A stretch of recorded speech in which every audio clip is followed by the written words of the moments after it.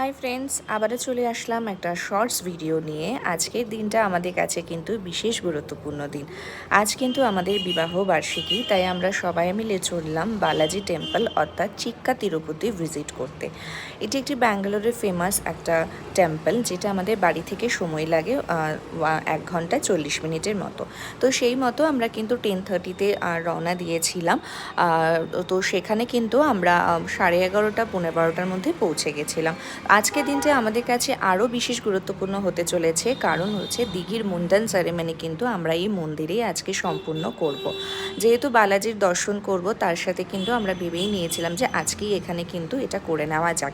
সেই মতো করে আমরা যখন পুজো টেম্পলে পৌঁছলাম, সেখান থেকে পুজো কালেক্ট করে আমরা সমস্ত কিছু কিন্তু ভেতরে এন্ট্রি নিয়েছিলাম। এটাই হচ্ছে পুজোর ফার্স্ট মেন গেটটা।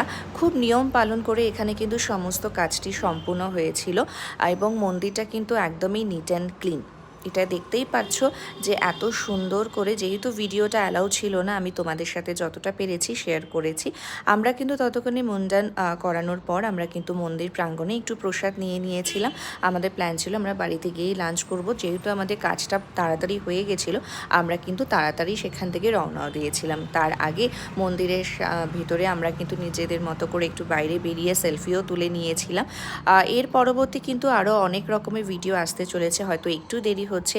এই শর্টস ভিডিওটা তোমাদের কেমন লাগলো অবশ্যই জানিও। ততক্ষণ কিন্তু অবশ্যই ভালো থেকো, সুস্থ রেখো। টাটা।